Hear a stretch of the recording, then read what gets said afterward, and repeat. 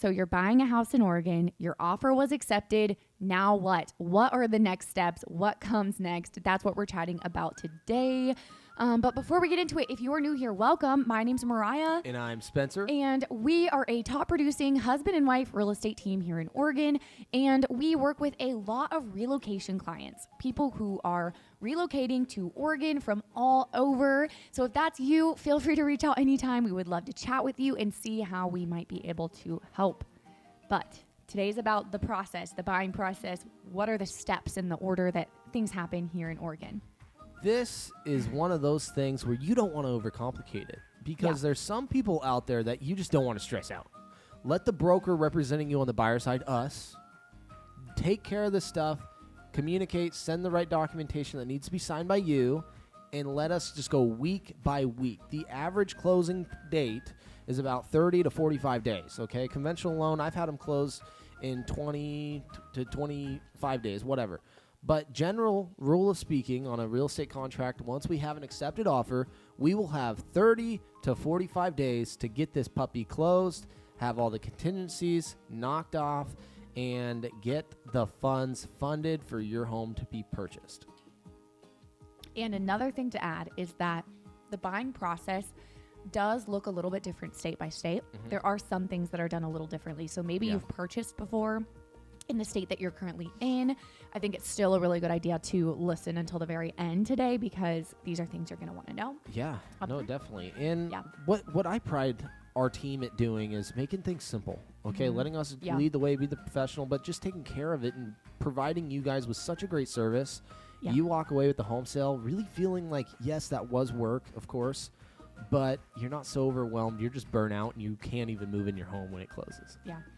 Okay, so your offer was accepted. The next thing that happens is going to be the home inspection. This is something, just a few things to know up front about the inspection, that it is the buyer's responsibility to pay for. You have, unless we write differently in the contract, 10 business days to get your inspection done and still back out during that time and keep your earnest money. And this inspection period can be any time frame you list on the offer. It can be 10 days, 12 days, 30 days. Whatever the scenario is, it's us and you communicating that works for your scenario. And say you have a property to sell in order to purchase.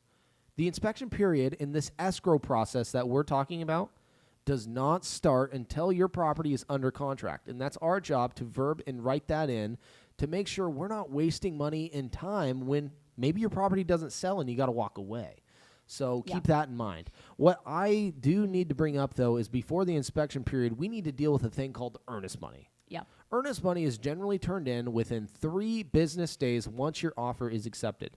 Earnest money is just saying you are earnest. This is a deposit, basically, putting a down payment technically on a home, and it is part of your down payment once you go to closing, by the way. Earnest money is part of your down payment when you go to closing, so keep that in mind. A lot of people get confused about that. But this earnest money is held in a third-party escrow account. So whoever we write in the contract on our accepted offer, us, it would be Ticor Title, for instance, we would deliver the earnest money directly to the title company. Some people from different states, even if you're for sale by owner, sometimes get confused by this. They want to just give me, the realtor, their earnest money. And I say, whoa, partner, I don't want my hands touching your money.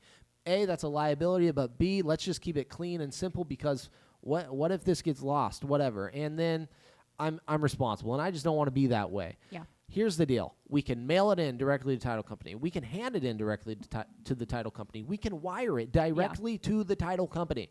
But it cannot be cash. That is the only stipulation. It cannot be cash. This has to be in a check form. It can't be a money order and either. It can't be a money order. Yeah.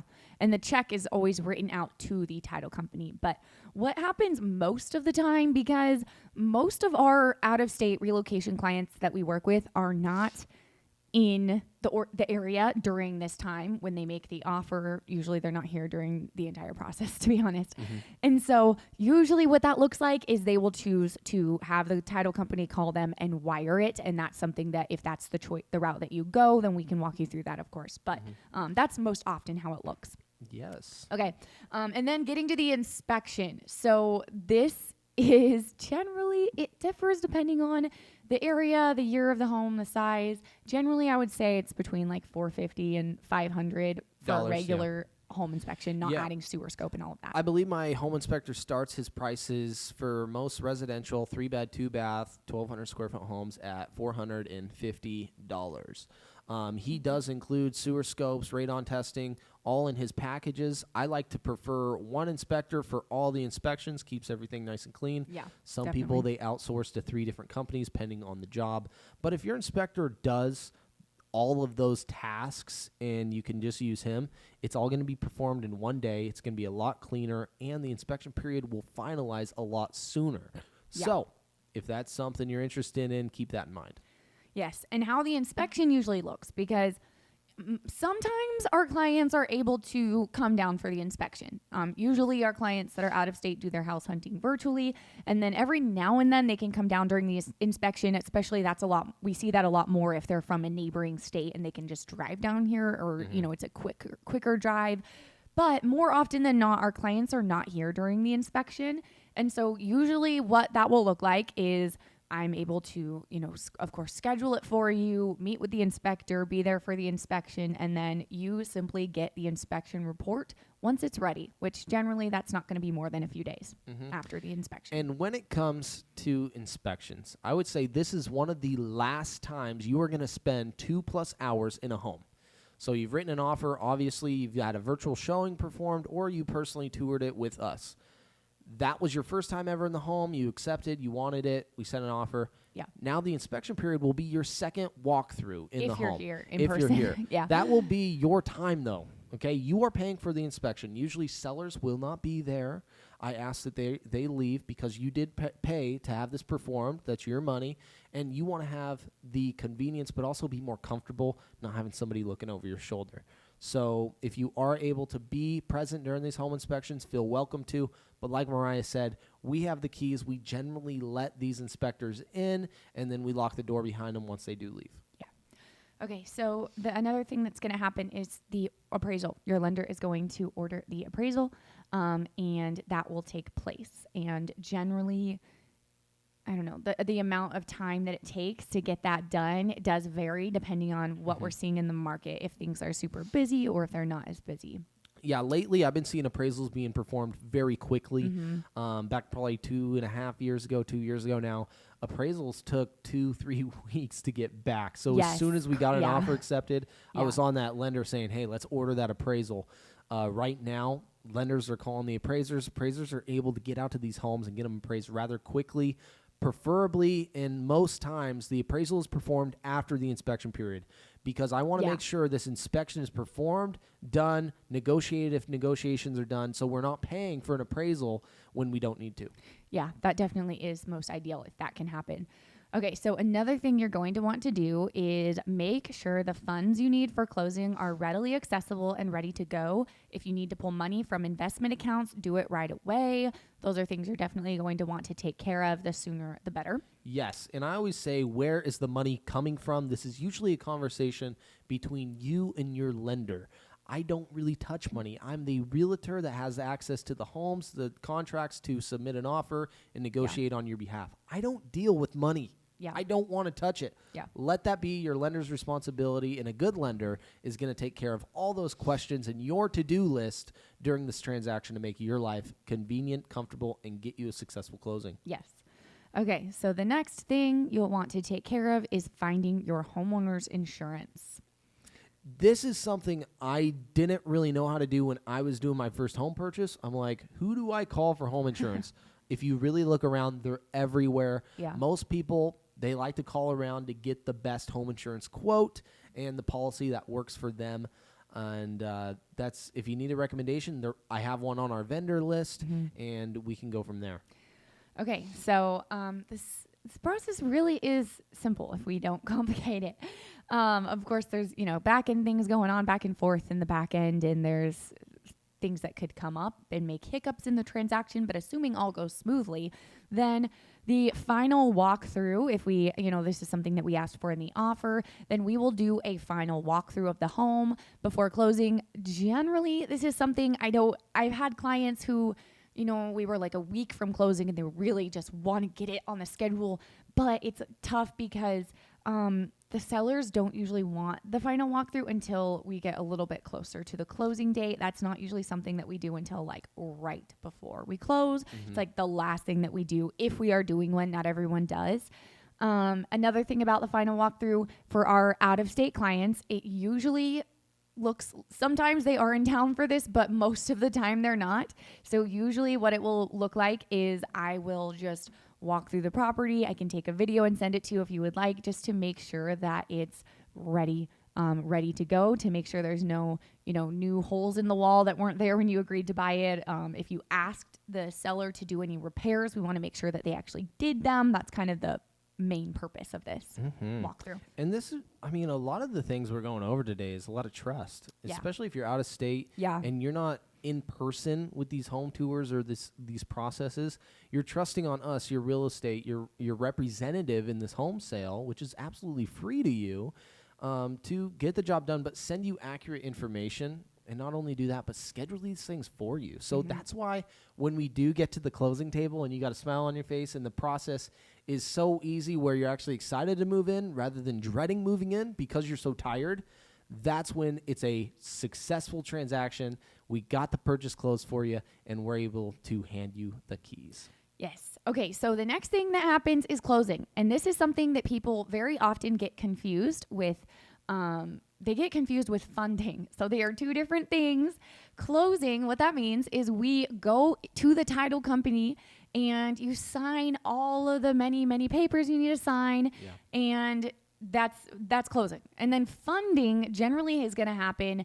I always say if you are scheduled to sign at the title company first thing in the morning, then you could probably close by the end of the day. But usually, fund. I'm even getting confused. I know, right? You could probably fund by the end of the day, which means you're now the owner. The seller's been paid.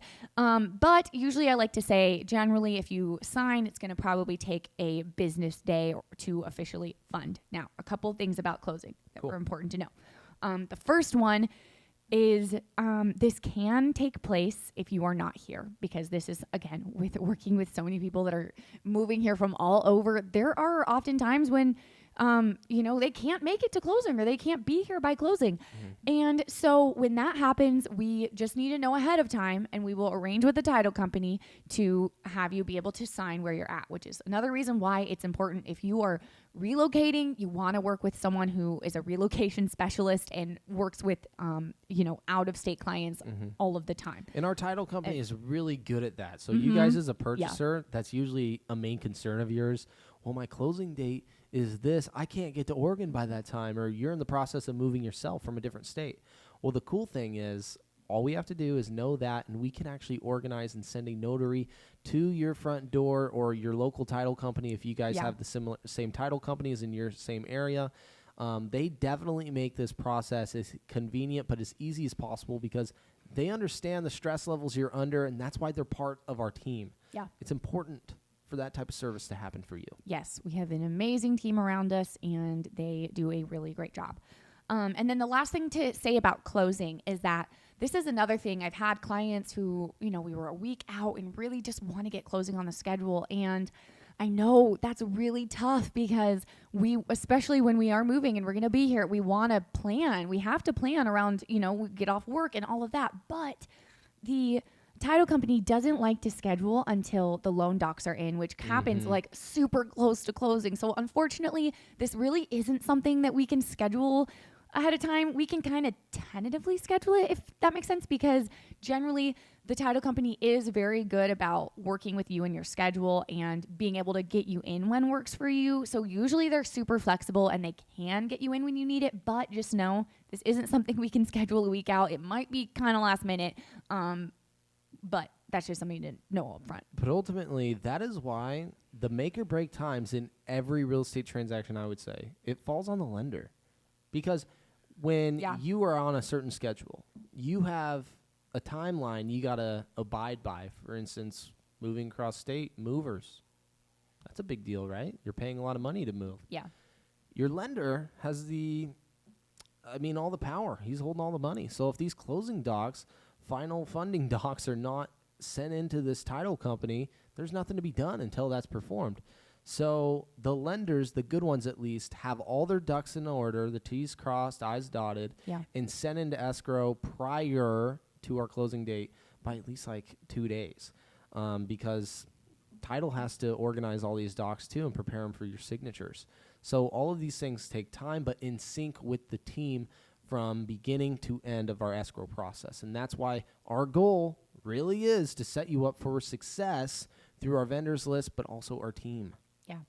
All right. The last thing that happens is you get the keys. So a question we get asked a lot is, can I get the keys at closing? In our area, at least, it's actually not legal to give the keys at closing, mainly just because funding and closing don't happen simultaneously. Like, they're not happening at the same time. And so we legally aren't supposed to give you the keys until we've actually officially funded. Mm-hmm. So even if it's going to happen soon, we got to wait till we're funded. But as soon as we've funded and recorded, we then arrange to meet you at the property, leave a lockbox, like whatever. Like, we've worked with so many situations because, sometimes we have clients who are driving from really far with their U-Haul and they don't know when they're coming in. It might be 2 or 3 in the morning and they don't want to have to give us a specific time. They just want to be able to roll in whenever so we can arrange a lockbox if that's the case. Or, obviously best case scenario, we'd love to meet you at the property. But there's things that we can do. So that's the last step though. We arrange with you when works for you to get you those keys and you officially own the home. Yeehaw. That's you're That's a homeowner. The process. Yes. Woo. So awesome. This is a very, simple way to look at the closing process of what you should do, or the process after your offer is accepted. So just take note of these, maybe write them down, and let your real estate professional ultimately help you along the way, because that is our jobs, and just we have timelines to keep things organized and focused in throughout this whole escrow period. Mm-hmm. And that's all I could say. Get a good agent. Yeah, it matters. Last thing to end on, we just did a video where we chatted all about what are we seeing in the Oregon housing market, just complete real stuff about what's going on. It is over on a separate YouTube channel that we have. This particular channel, we really like to keep it Oregon specific, and just kind of do anything relating to Oregon, living in Oregon, real estate in Oregon, and all of that. But we have a separate channel that is really just real estate advice for anyone, anywhere, home buyers and sellers anywhere. And that's called Real Estate with Mariah and Spenc, which I can link that down below if you want to check out that episode on what's going on in the housing market. But thanks for watching, and we'll see you next time.